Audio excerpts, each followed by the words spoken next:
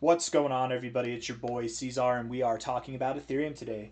It is the 31st day of October, the final day of the month. 7 hours, 38 minutes left in this day and in the month as well. $3,847 is the price, and where we are now, I think, is perfect. I mean, you can see we've got literally what Eric Crown calls the Darth Maul candle. If you guys know Crown's Crypto, it used to be Crown's Crypto Cave, which I think is a way better name, by the way.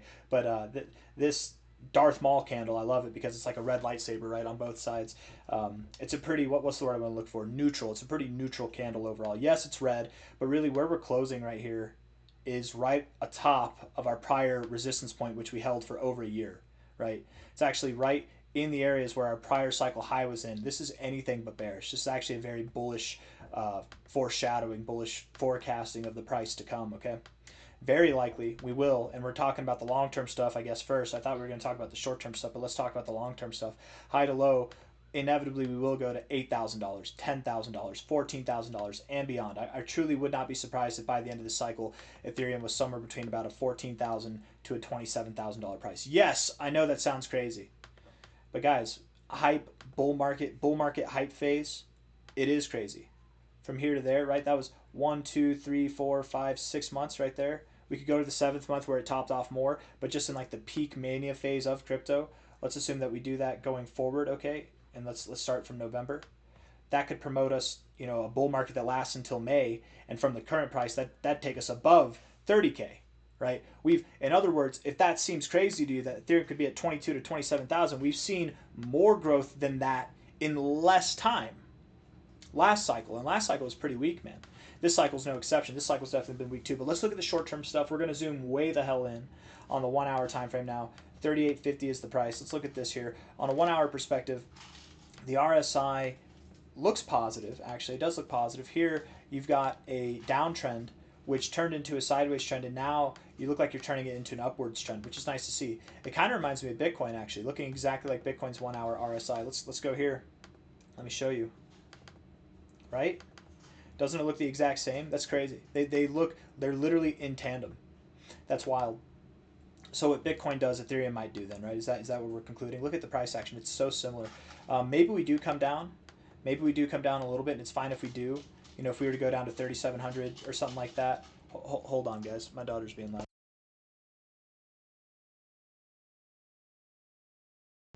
Thank you.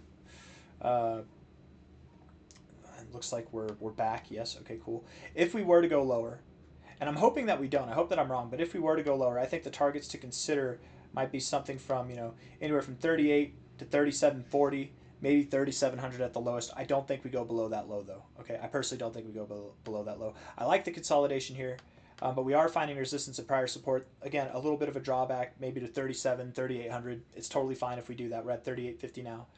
Looking at the stochastics definitely implies that we go down, and the MACD is at a point to reject here at the zero line with your oscillators being at the zero here. So you do have bearish divergence as well, I might add, on the MACD.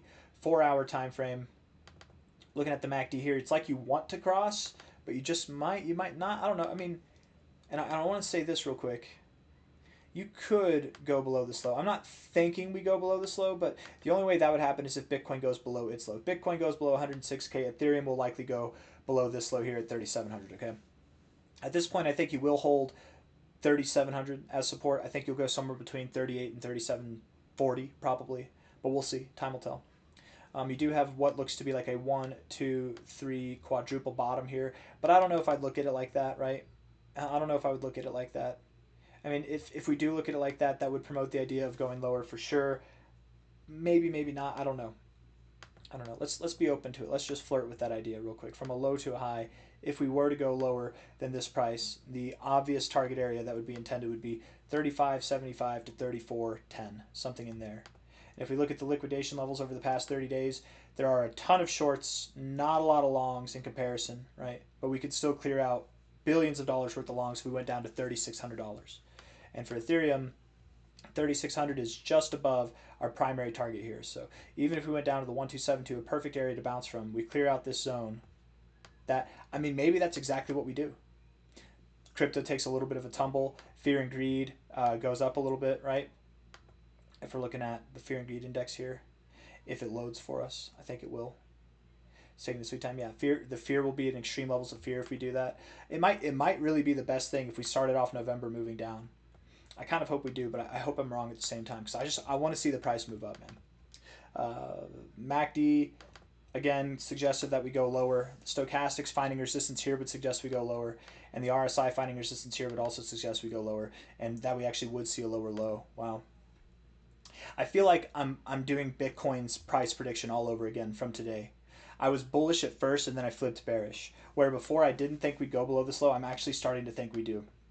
Because it would just be perfect. Just because it'd be perfect doesn't mean that it has to happen, right? I'm not the only person looking at these charts, and the more people that think it's going to go down, the more likely it is to go up. But we'll see. We'll see.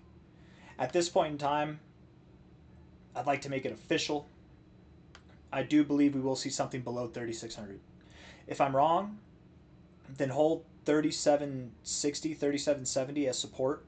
If I'm wrong, close above 4120, $4,120 on a 4-hour time frame or daily time frame or higher time frame. If you close above $4,120 at all on any kind of significant time frame, then I'm wrong. Until then, I maintain the stance that I'm right and that we're going lower. Okay. Daily time frame here, looking at the RSI. Definitely seeming like you want to phase out of this kind of bearish trend, right? You're moving sideways. It's like you want to phase out of this. But again, you could go lower and still be okay, bouncing off the oversold zone and still be okay. The stochastics are actually suggesting a bounce here, which is nice. Depends on how today closes, though. You know, today is up. We got 7 hours, 31 minutes left. It's a lot of time left in the day. We're only up 1.4%. If today, by the end of it, we come down, then it'll actually look like we do have lower to go. And the MACD overall is bearish. You had a little bit of bullish divergence here, or I guess not, bullish convergence, I should say. A little bit of a lick up, and now you're coming down. I mean, overall, the MACD is bearish. So all these indicators, really, what they're telling me is if we go lower, it wouldn't be a detriment to the price. Soon enough, we will be moving higher. There are things to get excited about, right? Like whenever the daily MACD crosses above the zero, that's actually something to get excited about, but that might be a week or two away from the current price. So in November, I am expecting some spectacular growth. The last time the MACD crossed above the zero, we did have spectacular growth. The time before that it crossed above the zero, we had spectacular growth. I'm assuming we'll get that in November. But just right now, I'm having a hard time seeing anything but lower prices. So unfortunately, where I was very confident in the beginning, based off the 1 hour that the low was in, I'm a little bit reluctant to call for that now. I think that we will go below there. I think we even will see prices as low as $3,600. Maybe I'm wrong.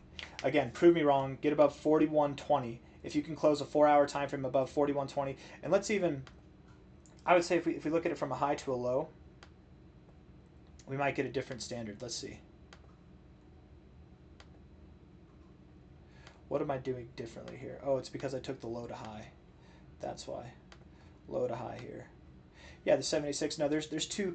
That's two significant areas there, and on top of that, right here, this point of resistance, it's right there as well, right? Like right, literally right there. So let's say 4120 just to be safe. Close above 4120 on a 4-hour time frame, and if you haven't gone below this low by the time that you close above here, then I'm wrong. Until then, I maintain the stance that we're going lower, and I will openly, open-mindedly, totally willingly admit that I'm wrong here, and then we push higher onto new all-time highs. I can be wrong for a little bit, but I will not be wrong for most of it. That's for damn sure. That's the benefits of TA, guys. Anyways, I got nothing else. Hit the like button, subscribe. I do expect that Ethereum will see $8,000 and beyond. If not in November, then December, January, we should be at that $10,000 mark. I think that we will see 8,000 going into December at least, at the earliest, or at the latest, I should say. But time will tell. We'll see how it goes. Take care. See you on the next one. Bye-bye.